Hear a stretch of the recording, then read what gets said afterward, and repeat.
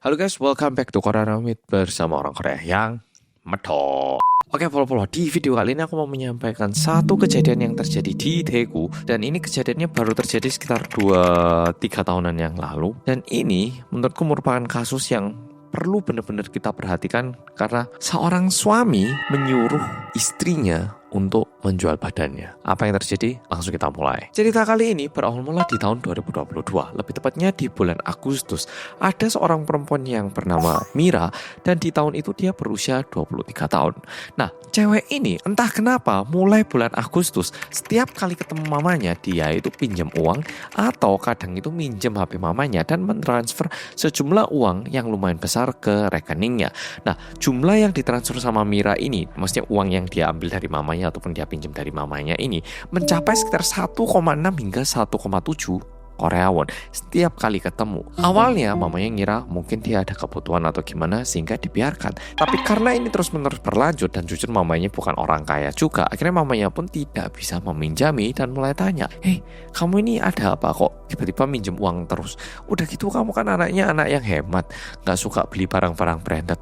Uangnya kamu habiskan buat apa? Kenapa kamu butuh uang banyak?" Tapi putrinya yang bernama Mira tidak menjawab apa-apa, hanya bilang, "Ya ada mah, butuh kebutuhan aja." Tetapi yang lebih menyeramkan adalah hal ini ternyata terus berlanjut hingga 8 bulan ke depan.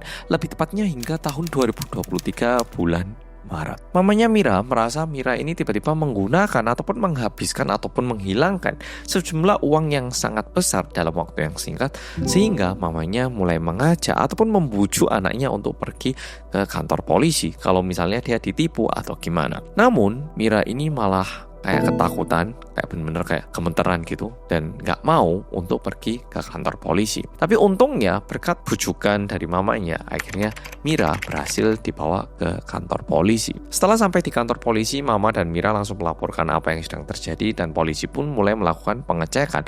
Dan dari pengecekan, polisi menemukan sejumlah uang yang ditransfer dari akun rekeningnya Mira kepada seseorang sejumlah 120 juta Korea won. By the way, semua nominal yang aku sampaikan dari awal hingga sekarang itu Korea won, jadi tambah aja nolnya 1. Jadi dalam waktu 8 bulan terakhir Mira ini mentransfer sekitar 1,2 miliar rupiah. Bahkan Mira juga bilang di luar itu dia juga memberikan uang sejumlah 20 juta Korea won, yaitu sekitar 200 juta rupiah kepada orang tersebut. Sehingga kalau di total jumlah uang yang ditransfer itu 120 juta Korea won, sedangkan uang yang diberikan dalam bentuk cash itu 20 juta Korea won. Sehingga ketika di total ini mencapai 140 juta Korea won, alias minimal paling tidak lebih dari 1,4 miliar rupiah. Dan di situ mamanya Mira jadi tahu kalau sebenarnya selama ini Mira mentransfer uang sebesar itu kepada suaminya sendiri, dan Mira ketakutan untuk melaporkan suaminya sendiri. Itu yang sedang terjadi. Dan setelah dicari tahu alasan kenapa Mira tidak berani melaporkan suaminya sendiri, karena suaminya itu selalu mengancam Mira. Mira, kamu kalau ngelaporin aku, gak cuman kamu, mama kamu, nenek kamu, semua ngerti kamu. Jangan aneh-aneh kamu. Suaminya Mira itu sering bilang seperti itu. Nah, di sini tentunya kita pengen tahu siapa sih suaminya Mira dan orang seperti apa suaminya ini. Suaminya Mira ini bernama Lee Geun-ho. By the way, ini nama samaran. Nah, suaminya ini memiliki satu rekor kriminal yang pernah dia lakukan di tahun 2018. Lebih tepatnya pada tanggal 19 September tahun 2018, dia ini mendapatkan hukuman penjara selama 4 tahun karena melakukan tindakan kekerasan seksual kepada anak di bawah umur, dan bebas dari penjara di tahun 2022. Dan di tahun 2022 dia ini mulai kenal dengan cewek yang namanya Mira katanya, dan di situ mereka akhirnya mulai menjadi dekat. Dan awalnya cowok yang bernama Geno ini membayangkan masa depannya itu pacaran dengan Mira dan nantinya menikah. Tapi setelah pacaran, Geno itu merasa tertipu setelah tahu kalau Mira ini sebenarnya sudah punya anak laki-laki yang berusia 4 tahun. Nah, ini bukannya membuat Geno ya udah aku nggak mau nikah sama kamu atau gimana, tapi malahan bikin Geno marah dan memutuskan untuk melaporkan pernikahan mereka pada tanggal 10 Juni tahun 2022. Aneh banget. Kalau udah tahu ceweknya ini bukan tipeku atau udah punya anak, harusnya nggak dilanjutkan atau gimana ya toh. Di sini ini cowok malah marah dan malah dinikahi. Dan bahkan sebelum melaporkan pernikahan, 1 bulan sebelum pernikahan hingga 1 bulan setelah pernikahan, setiap minggunya Iguno ini melakukan kekerasan kepada istrinya, ya kepada Mira ini sekitar 2-3 kali setiap minggunya. Dan ini terus berlanjut. Bahkan pada tanggal 20 Juni tahun 2022 alias sekitar 10 hari setelah menikah, kekerasan yang dilakukan oleh Geno kepada istrinya ini tergolong sangat parah. Dia itu mulai mukul istrinya pakai wajan, pakai benda-benda yang tidak seharusnya. Jadi kalau seseorang itu mukul orang pakai badan, pakai tangan, ini kan dibilang kekerasan. Tapi kalau misalnya udah menggunakan benda, ini bisa dibilang udah menggunakan senjata, dan di mata hukum pun hukumannya lebih berat. Dan ini mulai terjadi 10 hari setelah melaporkan pernikahan mereka. Dan satu hal yang perlu aku sampaikan di sini juga adalah Mira sebenarnya setelah dia tahu kalau suaminya ataupun cowok yang dia suka ini adalah cowok yang seperti ini, dia pun pernah melarikan diri. Dan sebelum dia melarikan diri, suaminya pun sebenarnya seringkali mengancam Mira seperti ini.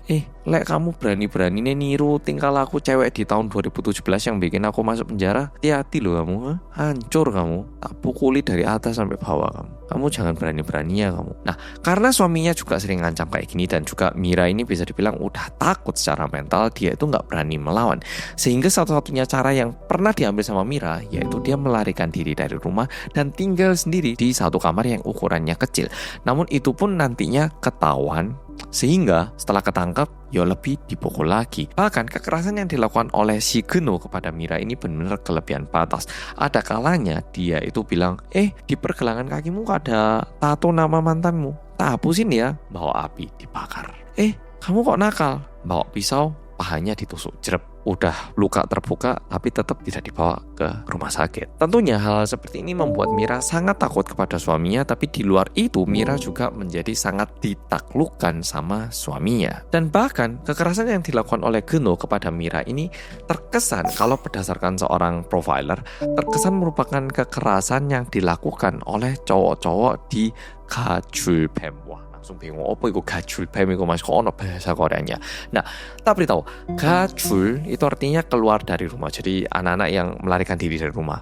Tahu toh kita waktu SMA kadang ada anak nggak cocok sama rumah, dia memutuskan untuk melarikan diri dari rumah, nginep di rumah temen ataupun jadi anak di jalanan kayak gitu tuh. Oke. Nah, Gajul itu artinya itu, Pem artinya family. Nah, artinya apa? Jadi ada beberapa orang yang pura-pura menjadi orang baik. Jadi dia itu mencari anak-anak di bawah umur yang butuh tempat tinggal gratis. Jadi anak-anak yang bilang, aku keluar rumah setelah berantem sama orang tua, ada nggak orang yang mau ngasih tempat tinggal gratis? Nah, ada orang-orang yang menggunakan celah ini, dia pura-pura baik, ya udah kamu nginep sini aja gitu.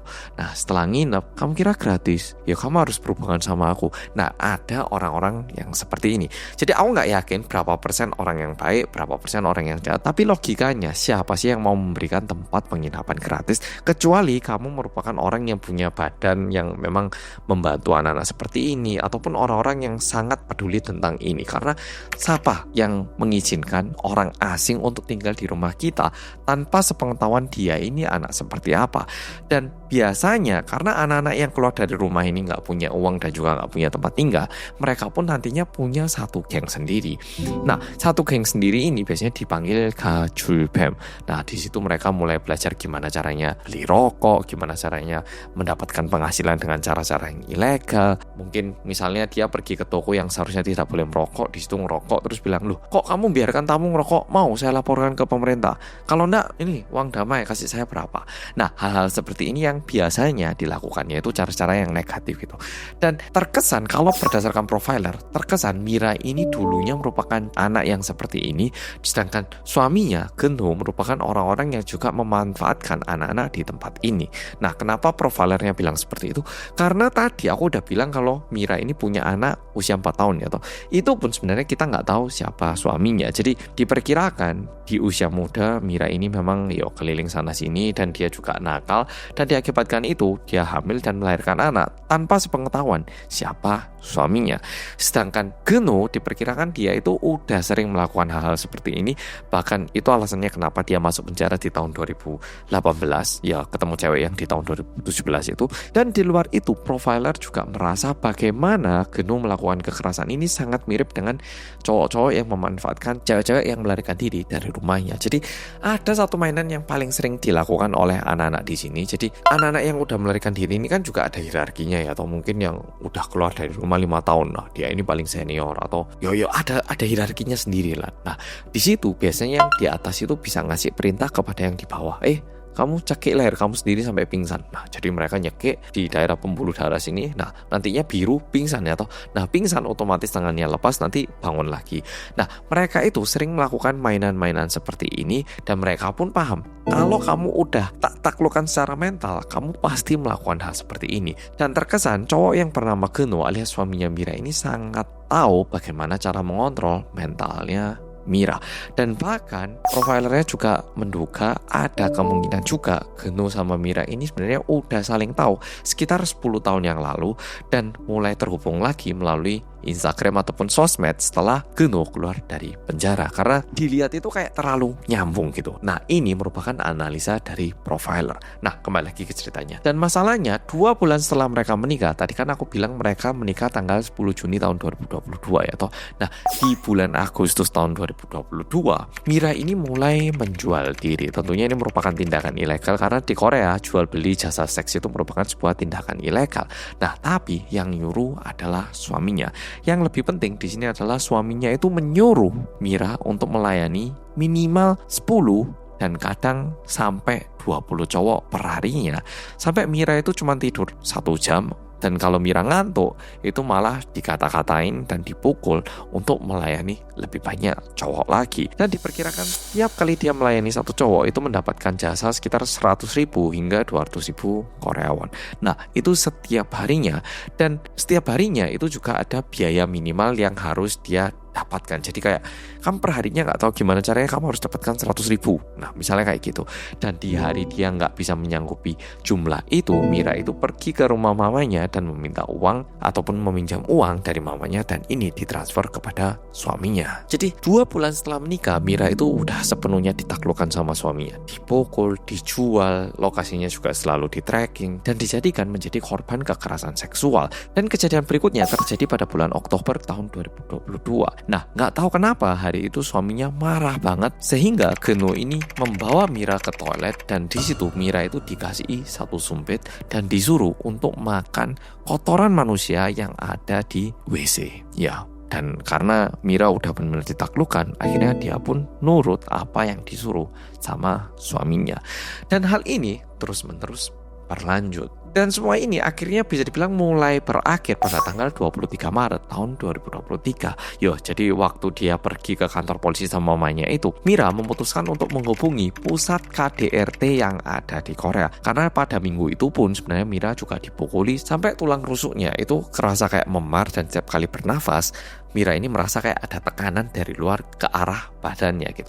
Nah, Mira melaporkan ini kepada pusat KDRT, dan untungnya pusat KDRT ini mengambil aksi yang lumayan cepat, dan di situ mereka mulai melakukan penelitian dan juga analisa. Nah, tentunya hal ini menjadi sebuah kejadian yang lumayan serius, tapi yang menarik ketika kasus ini dibawa ke pengadilan, hakimnya yang ngawur.